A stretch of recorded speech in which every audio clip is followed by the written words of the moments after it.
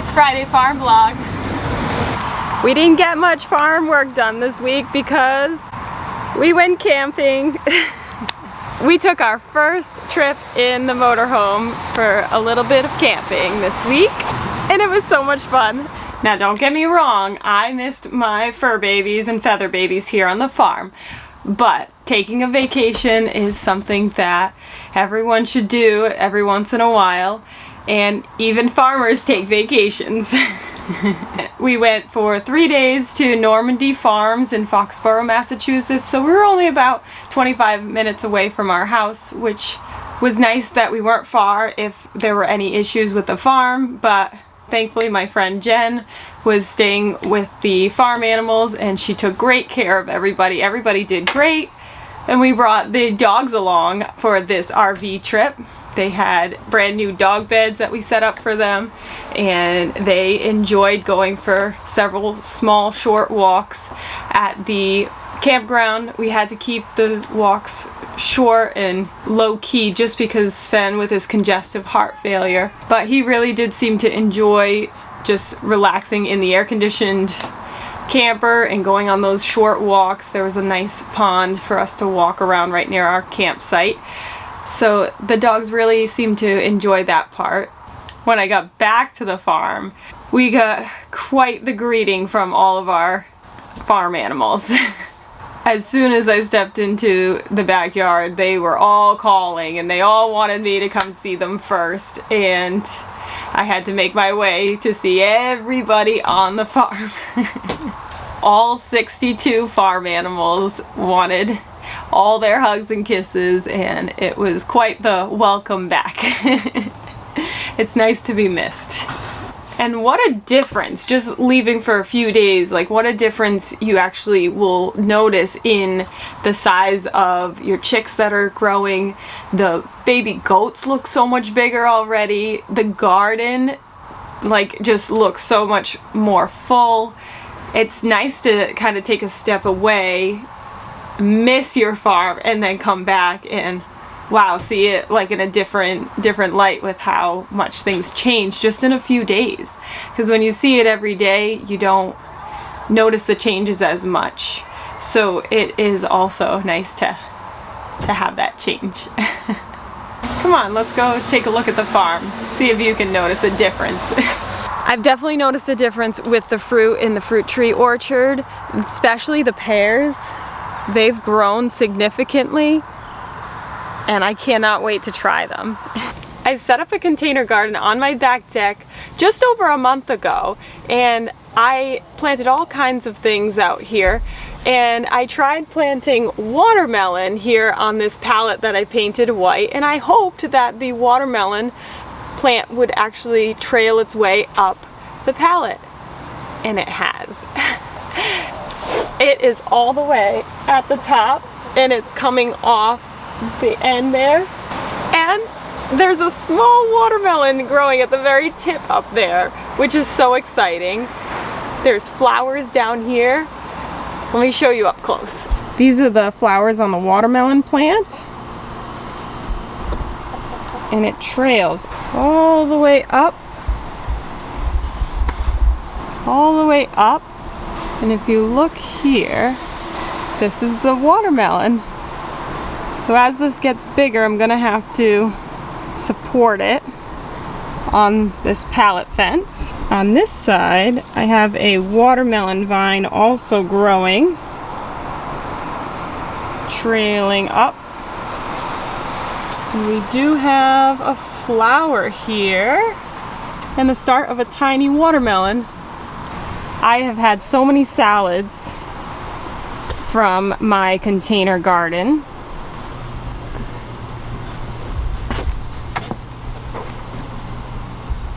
I didn't think that the strawberry vines would transplant, but I had so many in my garden that I did transplant 4 of them, and they all survived, and this one is growing a strawberry, which I think is absolutely incredible. It's growing a strawberry after being transplanted just over a month ago. Like, that's impressive to me. I wasn't even sure if they were gonna make it with the transplant shock that they had.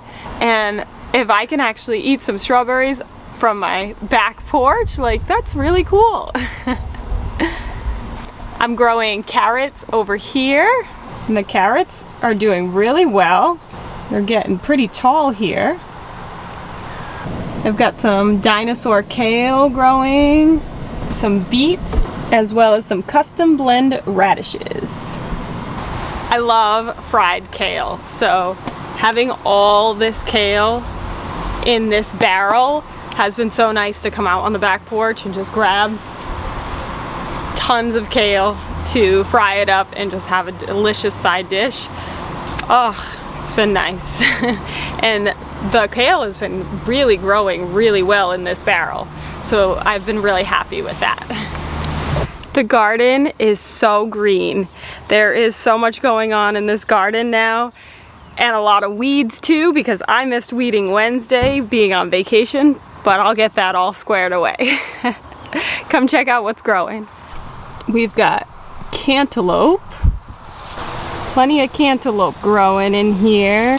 We've got tomatoes growing, as well as some beefsteak tomatoes growing. The potato plants are getting huge. The watermelon vines have completely taken over. This is all watermelon vines. And if you look, there's all beautiful small watermelons growing all in here. The pole beans that I set up on the trellis have just completely taken over these trellises. I mean, everywhere you go, the watermelon vines just completely take over. And look in here.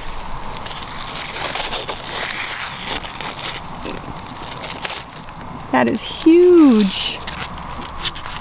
And look at this beautiful bumblebee doing its job pollinating. Thank you, bumblebee. This pole bean has taken over the white trellis. We've harvested quite a few zucchinis from this plant here. We got another one growing. The broccoli is doing better now that it's covered in the tulle.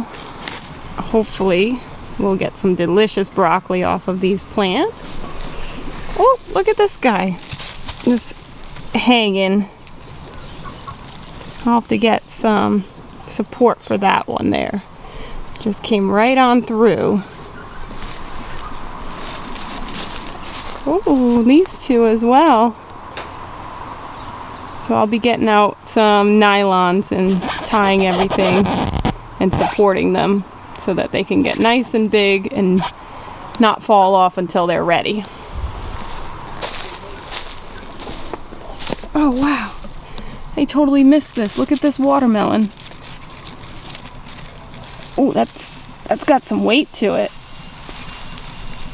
That's a good size. Can't wait to try it.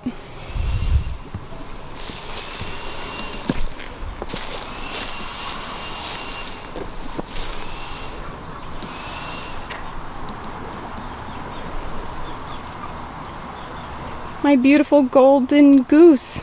Can barely see it with all the watermelon vines. The raspberry bushes have completely taken over. We seem to have come to the end of the raspberry picking season, but the grapevines are doing well, climbing all the way up. The 10-week-old female chicks went to their new home, and I'm so happy that they are being taken care of by such wonderful people.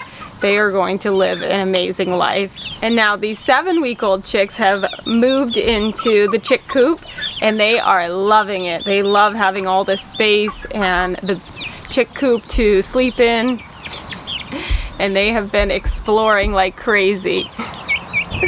I'm already seeing the gender differences, which is really exciting.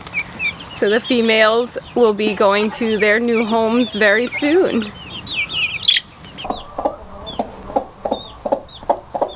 Mama Coco has been taking care of her one chick. Just the one chick hatched, but she's doing a great job caring for her baby. She's been encouraging the baby to come out of the brooder area, and they've been venturing outside, and the baby chick seems to enjoy learning all about being a chicken.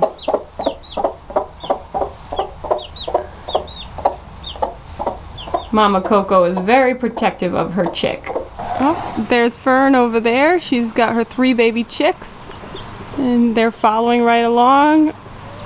They have been out with the flock, and everybody seems to accept them, which is really nice. They've been dust bathing and eating bugs. They like to slip into the goat pen and go back and forth, but they never stray far from their mama. Look at Freddie James and Calvin James. They're getting so big. I got back from vacation and I went, oh, they're huge. Hi, babies. Hi. Oh my goodness. They are doing fantastic. And they were wonderful babies for the pet sitter, right? You were good for Jen? I have 8 5-month-old roosters that I built this rooster coop with my husband for them, but they all were fighting, and I had to separate them in a group of 4 and another group of 4 because these 4 were pulling out the feathers off of the heads of the other 4. So that was not working. So we had to separate them out and build a temporary area for the other 4. The other 4 get to free range while they are healing up. They've got some blue coat on the area of their head where they're missing their poor little feathers. But the good news is that I've had several people reach out looking for roosters, and so I'm hoping that they're all gonna go to homes this week, and that way I won't have to worry about any fighting going on between these roosters. It's been a lot better having them separated 4 and 4, but it's only a matter of time before the 4 start fighting. So better to get them in their own homes individually, right? They're really sweet babies, but having this many roosters together is not a good idea. Nope. And lastly, the pumpkin patch is doing fantastic as well. They all have flowers, so I'm really hopeful that we are gonna get a bunch of pumpkins this year. That would be so awesome. Taking the vacation this week has been a really good reminder for me how much I love this farm and what a joy it is for me. I hope you are all enjoying summer vacations as well. And if you haven't started your farm yet, what are you waiting for? Get your farm on when you get back from vacation.